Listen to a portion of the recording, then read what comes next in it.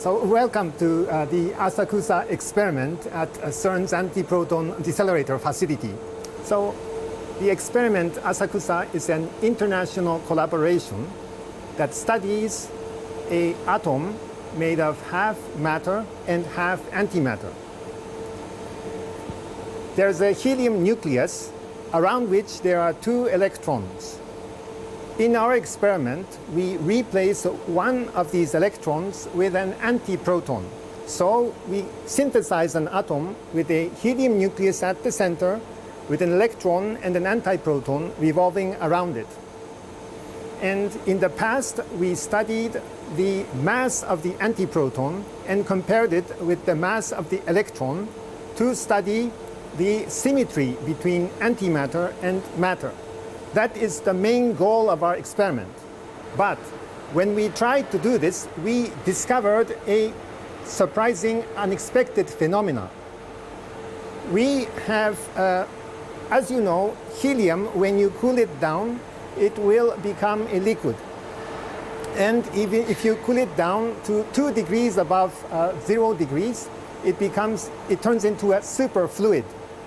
We stopped antiprotons in the superfluid so that this half matter, half antimatter atom is created inside the superfluid liquid. Then we shone a laser beam through the transparent liquid, and then we found that the atoms inside this liquid is behaving almost as if it's not being disturbed by the surrounding matter around it. This was very surprising for us because in the past we always took care to keep the atoms away from matter. It's as if inside this liquid, the atom, the antimatter atom, perhaps is sitting inside a bubble, a protected bubble of an electron, so that it can be trapped inside liquid and studied. So this was the surprising effect. We think this can be useful for several applications. One is that the antiproton can be a kind of probe, a measurement device to study the behavior of the condensed superfluid liquid. That is one possibility. A second possibility is in the space probes in outer space, there is also liquid helium. And now we must assume that since there are antiprotons in space that are flying toward the Earth, some of these antiprotons will stop inside the liquid, which is already in space, and producing these atoms. And then if you can put some kind of measurement device into space, you can study the properties of the antiprotons that are coming from space. That is a second possibility. A third possibility is that there are many types of different antimatter in the universe, in the standard model.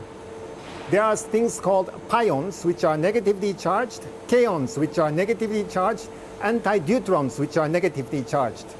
You can, in principle, put all of these particles also into liquid and study their properties in that way. So this is we hope this new finding will open new doors into this kind of applications. You know that in the beginning of the universe, there was a big explosion called the Big Bang. And what CERN does is to try to recreate that Big Bang. And Einstein has shown us that when there's energy, the early universe was filled with energy. When you convert, that energy can be converted into matter. So this was originally energy. But when we try to recreate the early universe inside the CERN accelerator facilities, we discover a very interesting fact. When you convert energy into matter, you always produce the equal amount of antimatter. This is unavoidable. It is fundamentally built into the universe.